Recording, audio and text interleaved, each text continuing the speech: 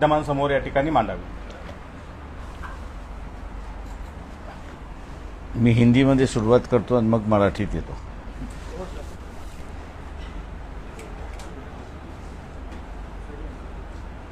कल Maharashtra state committee की बैठक हुई।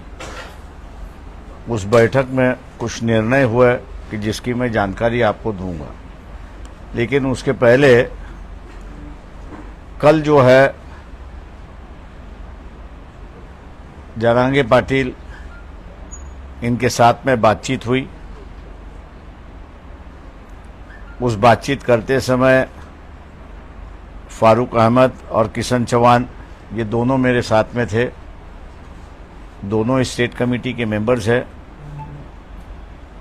विस्तार से बातचीत हुई और विस्तार से बातचीत होने के बाद तय कर लिया गया कि ओबीसी समूह को जो है, जो उम्मीदवारी नहीं दी जाती थी,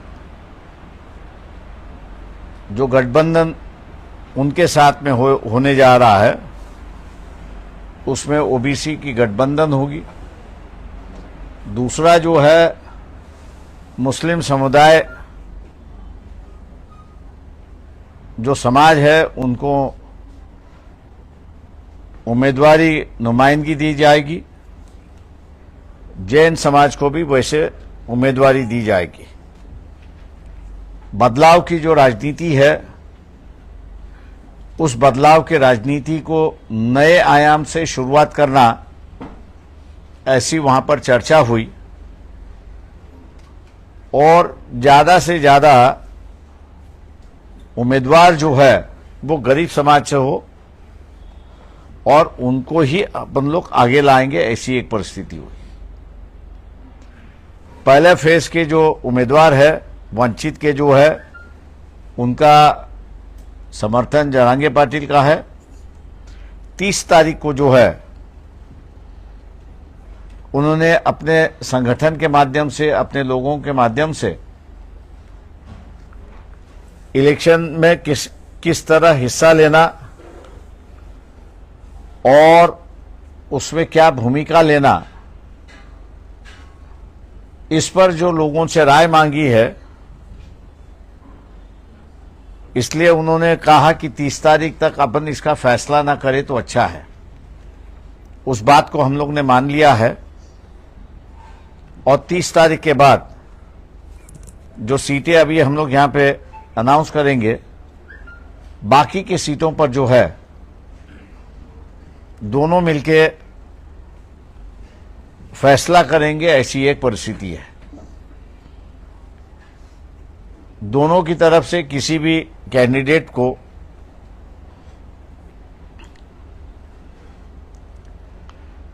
प्रेस नहीं किया जाएगा कि यही चाहिए, यही चाहिए।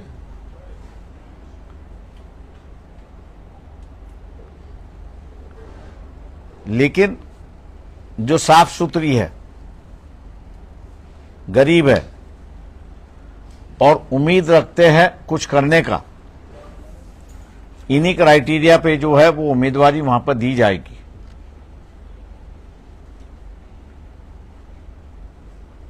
जो लिस्ट है बाकी के सीटों का जो है वो 2 तारीख तक फाइनल हो जाएगी, ताकि 4 तारीख के जो उम्मीदवार, आखिरी दिन के जो उम्मीदवार है, उनको फॉर्म भरने का मौका मिले, ऐसी एक परिस्थिति है। ये नया गठबंधन हम लोग खड़े कर रहे हैं। जो हमारे साथ आना चाहते थे उनसे भी हमने कहा था कि भैया जरांगे पाटिल का जो फैक्टर है उसको इग्नोर करके नहीं चल सकते। मानने के लिए तैयार नहीं थे। वंचित बहुजन आघाड़ी का इस्तेमाल जो है वो परिवारवाद बचाने के लिए इस्तेमाल करना चाहते थे, कि जिसको हमने पूरी तरह से रिजिस्ट किया है। हम लोग इस बात को जानते हैं कि काफी बड़ी आलोचना होगी, लेकिन लोगों की अगर नस मैं अगर जानता हूं अगर पहचान सकता हूं तो आम जनता को परिवर्तन की जरूरत है, और वो परिवर्तन इसलिए चाहिए क्योंकि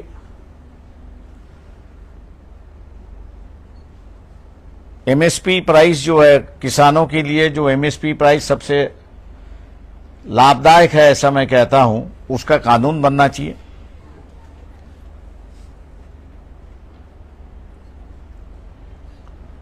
दूसरा जो बातचीत हुई वहां पर एग्रो इंडस्ट्री, कॉटेज और एग्रो इंडस्ट्री, इसको बढ़ावा देने की जरूरत है, जिससे एम्प्लॉयमेंट और ग्रामीण उद्योजक उससे निर्माण हो। ऐसे कई प्रोग्राम जो है जिन पे चर्चा हुई, सकारात्मक चर्चा हुई, और हम लोग ये मान के चलते हैं कि ये जो जरांगे पाटिल और उनके संगठन के साथ का मेलजोल जो है, क्योंकि मैं समझौता नहीं कह सकता हूं क्योंकि उन्होंने कोई पार्टी बनाई नहीं है, ना बनाना वो चाहते हैं,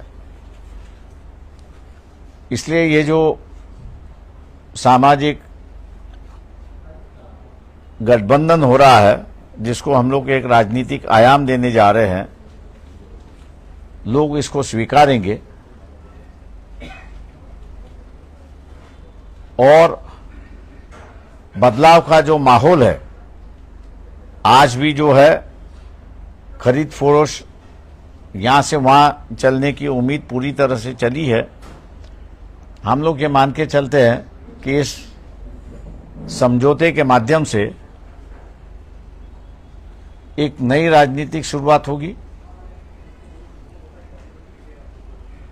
नीतिमत्ता की राजनीति वहां पे शुरुआत होगी, मूल्यों की राजनीति शुरुआत होगी, और आम आदमी के सवालों को एड्रेस करने की राजनीति यहां पे शुरुआत होगी।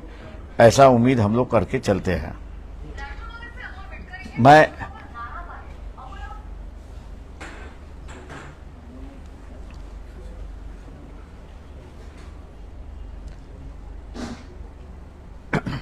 कल की जो बातचीत हुई उसका विवरण मैंने आपके सामने रखा हुआ है।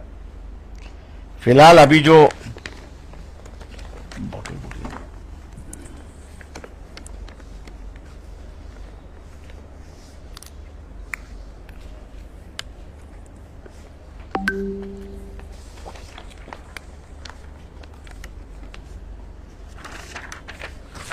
फर्स्ट फेज के जो उम्मीदवार है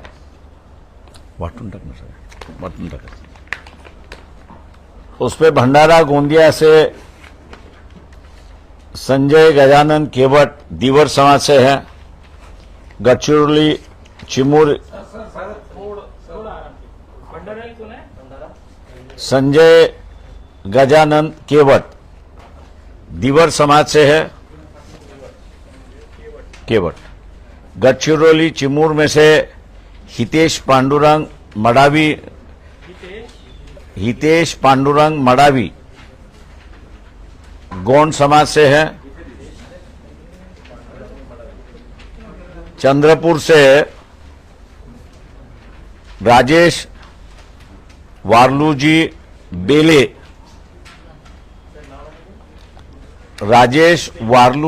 बेले हे तेली समाजाचे आहेत। बुलढाणा वसंत राजाराम मगर जी हैं, माली समाज के हैं। वसंत राजाराम मगर माली समाज के हैं।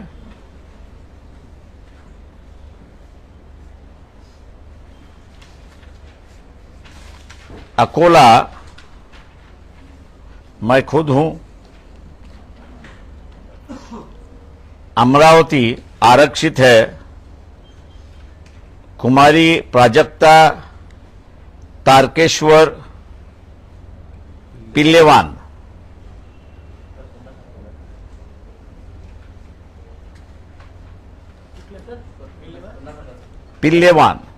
कुमारी प्राजक्ता तारकेश्वर पिल्लेवान,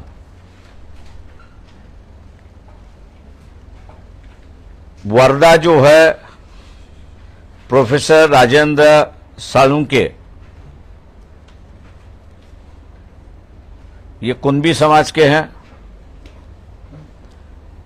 यवतमाल वाशिम खेम सिंह प्रतापराव पवार, ये बंजारा समाज में से हैं।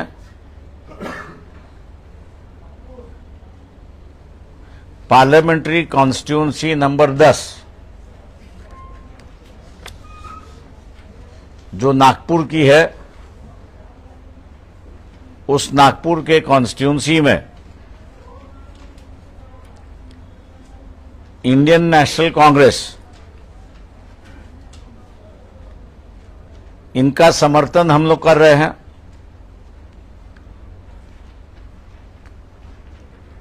दूसरी बात जो कल के राज्य की कमेटी में डिसाइड हुआ, ओबीसी बहुजन पार्टी ये गठित हो चुकी है।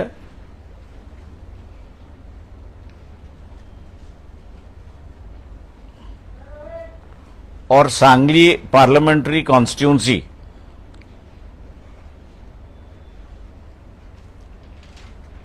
उनका तय नहीं है, लेकिन वो प्रकाश शेंडगे अगर कॉन्टेस्ट करते हैं तो उनको हम समर्थन दे रहे हैं।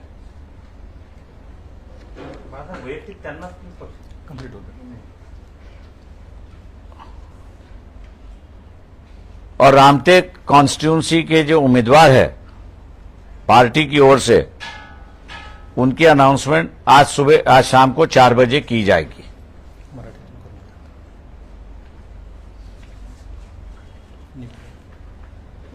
मराठीत सलग मराठीत एकदम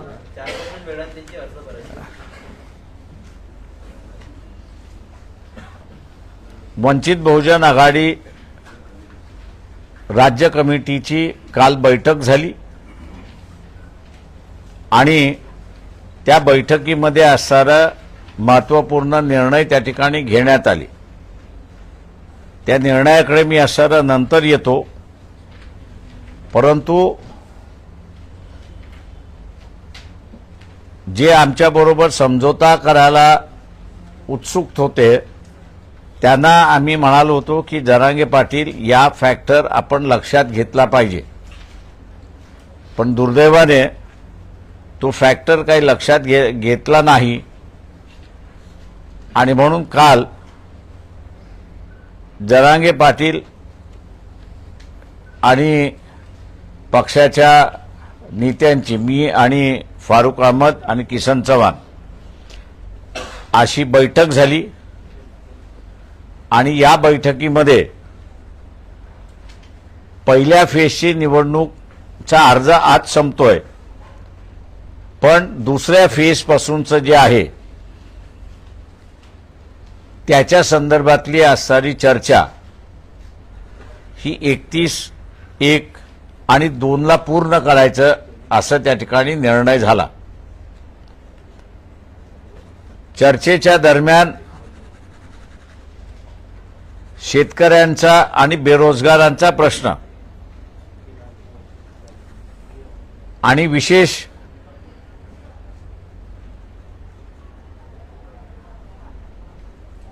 ॲग्रो इंडस्ट्री याला प्राधान्य कसं द्यायचं आणि ग्रामीण भागातून उद्योजक आणि व्यवसाय इतर करता येईल त्याच्या संदर्भात आणि इतर प्रश्नांची सुद्धा चर्चा झाली। त्या सगळ्या महत्त्वाच्या चर्चेमध्ये आजपर्यंत ओबीसी समाजाचं लोकसभेमध्ये 1 किंवा 2 व्यक्ती सोडला तर गेल्या 70 वर्षामध्ये प्रतिनिधी दिलेलं नाही।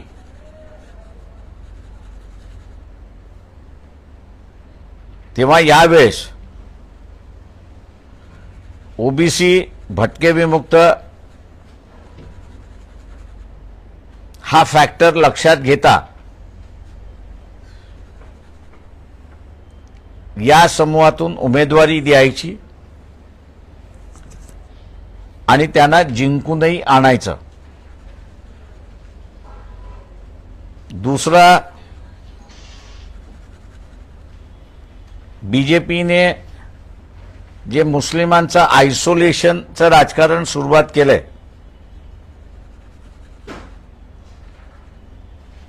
त्याला थांबवण्यासाठी या लोकसभेमध्ये मुस्लिम उमेदवार सुद्धा आपण उतरायचा आणि त्यांनाही उमेदवारी द्यायची.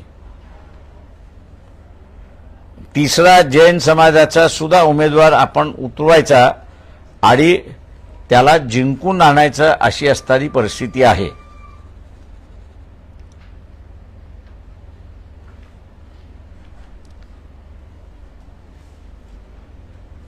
महाराष्ट्रामध्ये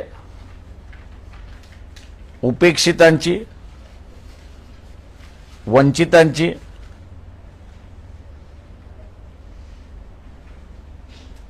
आणि गरीब मराठा, मुस्लिम आणि इतर यांची ही नवीन वाटचाल आम्ही त्या ठिकाणी मानतोय.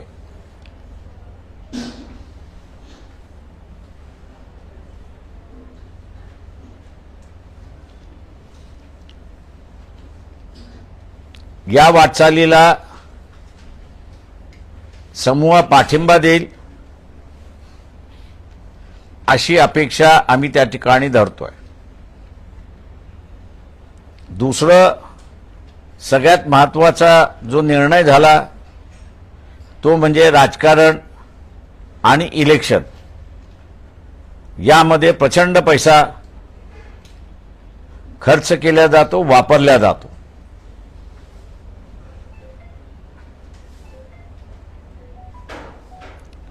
आणि त्यामुळे निवडून गेल्याची बांधिलकी ही मतदाराबरोबर राहत नाही, तर त्याला ज्यांनी डोनेशन दिलं त्याच्याशी त्याची बांधिलकी होते.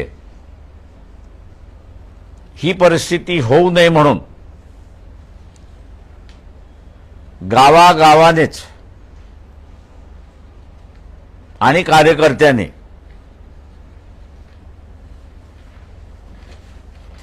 प्रचार सुरुवात केला पाहिजे. शासनाने नेमून दिलेल्या खर्चाच्या मर्यादेच्या आतमध्येच किंवा त्याच्यापेक्षा अर्ध्या खर्चामध्ये या निवडणुका पार पडतील असं प्रयत्न आमच्याकडून त्या ठिकाणी होणार आहे. पैशाचा रोल हा इलिमिनेट करता येणार नाही, पण मिनिमाइज करण्याची कालचा निर्णय आमचा त्या ठिकाणी झाला, जेणेकरून इंग्रजीमध्ये ज्याला डिझर्विंग उमेदवार आपण म्हणतो त्याला उमेदवारी मिळेल. आणि आज जे आयाराम गयारामाचं जे राजकारण आहे, मला इथे उमेदवारी मिळाली नाही तर मी त्या पक्षामध्ये जातो, हे आपल्याला असताना थांबवता येईल अशी परिस्थिती आहे. तेव्हा हे जे निर्णय झाले कालच्या बैठकीमधले जरांगे पाटील यांच्याबरोबरचे, ते मी आपल्यासमोर या ठिकाणी मांडलेले आहेत. दुसऱ्या बाजूस कालची जी बैठक झाली त्या बैठकीमध्ये मी आतापर्यंत आपल्याला जे सांगितलं त्याच्यावरती सुद्धा चर्चा झाली आणि आपण हे पुढे घेऊन गेलो पाहिजे असा निर्णय त्या ठिकाणी झाला.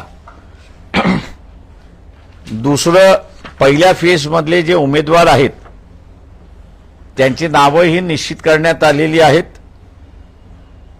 भंडारा गोंदिया मतदारसंघामध्ये संजय गजानन केवट दिवर समाजाचे आहेत. गडचिरोली चिमूर मतदारसंघामध्ये हितेश पांडुरंग मडावी हे गौंड समाजाचे आहेत. चंद्रपूर राजेश वारलूजी बेले हे उमेदवार आहेत, तेली समाजाचे आहेत. बुलढाणा वसंत राजाराम मगर हे माळी समाजाचे आहेत. अकोल्याहून मी स्वतः उमेदवार आहे. अमरावतीमध्ये कुमारी प्राजक्ता तारकेश्वर पिल्लेवान या राखीव मतदारसंघामधल्या उमेदवार आहेत. वर्धा प्रोफेसर राजेंद्र साळुंके हे कुणबी समाजाचे उमेदवार आहेत. यवतमाळ वाशिम खेमसिंग प्रतापराव पवार हे बंजारा समाजाचे उमेदवार आहेत. याच्याच बरोबर ओबीसींची असणारी जो नवीन पक्ष स्थापन झालेला आहे ओबीसी बहुजन पार्टी, त्यांनी आम्हाला मध्यंतरी कळवलं होतं की सांगली मतदारसंघामध्ये प्रकाश शेंडगे हे लढतील. ते जर लढले तर त्यांचा आमचा पाठिंबा त्या ठिकाणी राहणार आहे. दुसरं रामटेक मतदारसंघ जो आहे, या रामटेक मतदारसंघातला उमेदवाराचं नाव हे आम्ही 4 वाजता घोषित त्या ठिकाणी करणार आहोत. त्याच्यातला महत्वाचा निर्णय काल जो झाला तो म्हणजे नागपूर पार्लमेंटरी कॉन्स्टिट्युन्सीमध्ये काँग्रेस पक्षाचे म्हणजे इंडियन नॅशनल काँग्रेस पक्षाचे जे उमेदवार आहेत पार्लमेंटरी कॉन्स्टिट्युन्सी 10 नागपूर, त्यांना वंचित बहुजन आघाडीचा पाठिंबा आहे. माझं निवेदन संपलेलं आहे. प्रश्न उत्तर आज नाहीत. प्रश्न आज नाही. प्रश्न आज नाहीत. प्रश्न आज नाहीत.